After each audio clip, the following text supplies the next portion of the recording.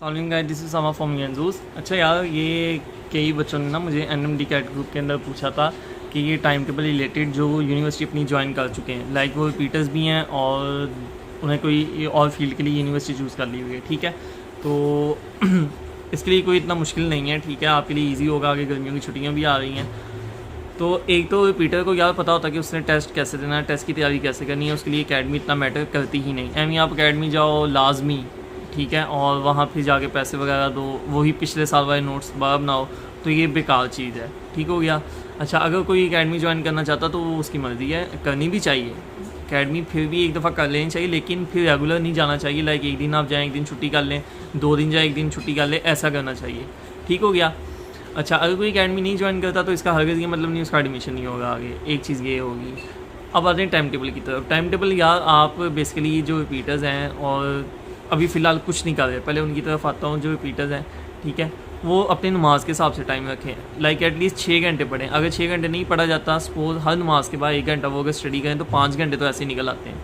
ठीक है, तो 5 घंटे अगर वो ऐसे निकाल लें तो ज़ोहर से फजर तक वो 2-3 घंटे और भी ईज़िली अपना पढ़ सकते हैं ना, जो किसी यूनिवर्सिटी नहीं जा रहे। ठीक है, तो ऐसे इंशाल्लाह उनका 8 घंटे तक टाइम टेबल ईज़िली पहुँच जाता है। एक तो ये चीज़ होगी। ठीक है, तो ऐसे उनके लिए ईजी रहेगा अपना पढ़ना, अपना स्टडी करना। ठीक हो गया। कॉज एनएमडी कैट अभी करीब ही आ रहा है, लेकिन अभी दूर है 2-3 महीने। तो अभी ये मार्च है, अप्रैल मई जून, तब तक जाके एफएससी के पेपर होंगे, उसके 2-3 महीने बाद फिर एनएमडी कैट होगा। तो रिपीटर्स को यह जो होता है कि उन्हें तैयारी करने का इजीली मौका मिल जाता है। फ्रेशर्स के ऊपर बहुत ज़्यादा प्रेशर होता है, लेकिन रिपीटर्स के ऊपर वो खैर एक और प्रेशर होता है, तो कि उन्होंने 1 साल अपना लगा दिया अपना इसके ऊपर। अब जो बच्चे यूनिवर्सिटी ज्वाइन कर चुके हैं, ये बहुत अच्छा डिसीजन होता है कि रिपीटर किसी फील्ड में दाखिला ले ले। मैंने नहीं लिया था, कि मेरी गलती थी। ठीक है, लेकिन बाद में इस चीज़ का एहसास होता था कि ले लेना चाहिए था। खैर, लेकिन अल्लाह के शुक्र में एडमिशन हो गया था। तो आपको चाहिए कि अगर आप रिपीटर हैं तो आपको लाजमी किसी यूनिवर्सिटी में एडमिशन लेना चाहिए, ताकि खुदा ना खास्ता आपका नेक्स्ट ईयर भी ना हो एनएमडी कैट क्लियर, तो आपकी वो जो डिग्री आप जिसमें आपने एडमिशन लिया था एटलीस्ट उसका 1 ईयर मुकम्मल हो चुका होता है तब ना, तो फिर आपको इतना वो नहीं स्ट्रेस होता कि यार मैंने अपना 1 साल एनएमडी कैट के ऊपर ज़ाया कर दिया। ठीक हो गया। अब यूनिवर्सिटी के साथ मैनेज करना मुश्किल है, लेकिन नामुमकिन नहीं है। ठीक है, आगे एक तो आपकी एटलीस्ट 1 महीना गर्मियों की छुट्टियाँ आएंगी, तो उसमें तो आप ईजी हो जाएंगे ना। दूसरा, अगर आप यूनिवर्सिटी जा रहे हैं, ठीक है, आपका वहाँ एक अटेंडेंस का कोटा होता है कि आपने 75% रखनी है, 90% रखनी है, जितने परसेंटेज भी रखनी है, आप उतनी ही परसेंटेज अपनी अटेंडेंस की रखें। खासकर जो डे स्कॉलर्स रिपीटर्स हैं उनके लिए ये ईजी होगा। बाकी दिन वो छुट्टी कर सकती हैं, वो अपना लेक्चर स्किप करके वहाँ एनएमडी कैट बुक खोल के या घर आके एनएमडी कैट की बुक खोल के वो ईजिली अपना स्टडी कर सकते हैं। ठीक है। अच्छा, अब अगर वो आप ये कहो कि टाइम टेबल इसका, तो वो आपके ऊपर ही डिपेंड करता है कि आप अपना मैनेज किस तरह करते हो। अगर आप घर आते हो सपोज 2 बजे 3 बजे, तो आप वहाँ आके 1 घंटा रेस्ट करो, 2 घंटे रेस्ट करो। ठीक है, बाकी फिर आपने यूनिवर्सिटी को ज़्यादा से ज़्यादा 1 घंटा देना, बाकी जितने घंटे आप पढ़ सकते हो वो आप एनएमडी कैट की तैयारी करो।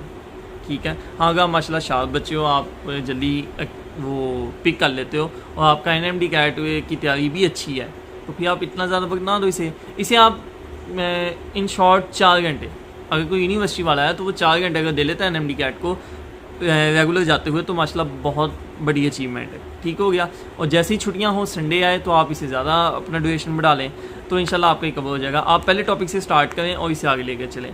दूसरा, इसमें वो पूछते हैं जी कौन सी बुक्स करनी है, कैसे करनी है। तो अगर जो आप जिस प्रोविंस के हो, लाइक आप पंजाब के हो, सिंध के हो, केपी के हो, बलोचिस्तान के हो, आपने पहले उस सूबे की अपनी किताब तैयार करनी है। लाइक जो आपने पहले टॉपिक पढ़े हुए हैं, आप क्यों दूसरा सूबे के अंदर जाते हो कि आप उसकी पहले याद करना शुरू कर दो।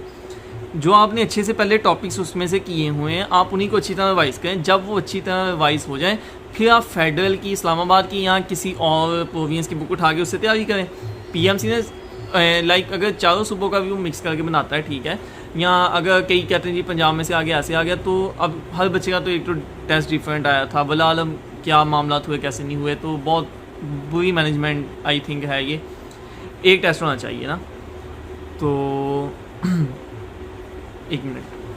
हाँ, तो सिलेबस की मैं बात कर रहा है। ठीक है, तो आपने पहले अपने लाइक अगर पंजाब से हैं तो आप अपने पहले पीटीबी की बुक को पढ़ें, उसमें से जो टॉपिक्स हैं वो अच्छी तरह क्लियर करें, अच्छी तरह रिवाइज़ कर लेना, तो आपके रिवाइज़ ही होंगे ना। अगर आप रिपीटर, इवन क्या फ्रेशर भी हैं फिर भी, ठीक है। और अगर आप सिंध के हैं, बलोचिस्तान के, जो भी, फिर भी आप अपने सूबे को पहले पढ़ें, उसमें से टॉपिक, किताब में से जो टॉपिक्स हैं वो अच्छी तरह कर लें। पहले के किए होते हैं, FSC में भी किए होते हैं, तो NMD कैट में वो और अच्छी तरह हो जाती है, लाइक जिन्हें फर्स्ट अटैम्प्ट दी होती है, ठीक है। तो फ्रेशर भी यही काम करें। तो आप जब ऐसे कर लोगे तो आपका एटलीस्ट कुछ ना कुछ क्या यार एक जनरल तो आपको ओवरव्यू मिल जाएगा ना। फिर आप फेडरल या पंजाब की तरफ जाओ, बजाय इसके कि आप अपने सूबे की किताबें साइड पे रख के दूसरे सूबे की उठा के करना शुरू कर दें। आपको क्या गारंटी है कि उसी सूबे में से पेपर आएगा? जब पूरे पाकिस्तान का एक पेपर बनना है तो फिर ये कहाँ लिखा कि पंजाब में से आएगा, सिंध में से आएगा, KPK में से ही सिर्फ आएगा? अगर वो चारों बुक्स को मिक्स भी करते हैं, ठीक है, तो आपको एटलीस्ट वो नॉलेज तो होना चाहिए ना कि जो आपने खुद पढ़ा हुआ पहले, ठीक है। वो मिसाल नहीं धोबी का कुत्ता घर का ना घाट का, कि लाइक ना आप बंदा इधर का रहे ना उधर का रहे, फ़ायदा उसका। ये दोबारा से तैयारी आप करना शुरू करें तो आपने ऐसा कुछ नहीं करना, ठीक है। बाकी आपकी मर्ज़ी है, मैं अपनी राय दे रहा हूँ कि अगर मैं आपकी जगह होता तो फिर मैं क्या करता, ठीक है। तो मैं फिर ऐसे ही उसे लेके चलता, पहले मैं अपनी बुक्स को अच्छी तरह ग्रीप करता, फिर मैं दूसरे सूबे की तरफ जाता। वल्लाह आलम अब मैं पंजाब से हूँ तो मैं पंजाब की नज़र से कह रहा हूँ, लेकिन मेरा नहीं ख्याल ना, मैंने ऐसा एक दो से सुना कि वो कहते पंजाब से ज़्यादा आते हैं, फेडरल से आता है, लेकिन अल्लाह माफ़ करे ऐसा मेरा नहीं ख्याल कि वो करेंगे कि सिर्फ पंजाब को ही ले लें। तो ऐसे तो सिंध, अच्छा चलो सपोज़ एक बात करते हैं, अगर वो सिर्फ पंजाब में से बना लेते हैं कोई बात नहीं, सिंध वालों ने तो सिंध की बुक्स ही पढ़ी होनी ना, सॉरी वो शाला निकला हुआ है, सिंध वालों ने तो सिंध की बुक्स ही ज़्यादातर ने पढ़ी होनी ना, और सिंध वाले में जाके पंजाब का बच्चा एडमिशन भी नहीं ले सकता, तो आपको टेंशन किस चीज़ की है? आपका मेरिट खुद ही वहाँ लो बनेगा, तो ये तो टेंशन लेने वाली बात ही नहीं। फिर भी लाइक कि अगर आप कहते हो KPK में से सपोज सारा पेपर बनना है, बाकी सूबों वालों का फिर क्या बनेगा भाई? उनके नंबर कम आ जाएंगे, कोई बात नहीं, उनका मेरिट भी फिर वहाँ कम ही बनेगा, एक सूबे वाला दूसरे सूबे में अप्लाई तो कर नहीं सकता, तो फिर टेंशन किस चीज़ की है? लिहाजा तैयारी आप अपनी अच्छी करें, ठीक है। ये छोटी मोटी टेंशनों या अजीब व गरीब टेंशन ना पाल लें, इसका फ़ायदा कोई नहीं। तो बाकी बेस्ट ऑफ लक, ठीक है। अभी फ़िलहाल आप जो भी अकेडमीज़ का स्कॉलरशिप का टेस्ट आता है वो देने की और गेन करने की कोशिश करें। ख्याल रखिए अपना, और इसे सब्सक्राइब और शेयर कर देना अपने NMD कैट एस्पिरेंट्स और जो भी स्टूडेंट्स हैं उनके साथ, ठीक है। अपने लिए भी दुआ करिएगा, मेरे लिए भी दुआ करिएगा। ख्याल रखिए अपना, अल्लाह हाफ़िज़।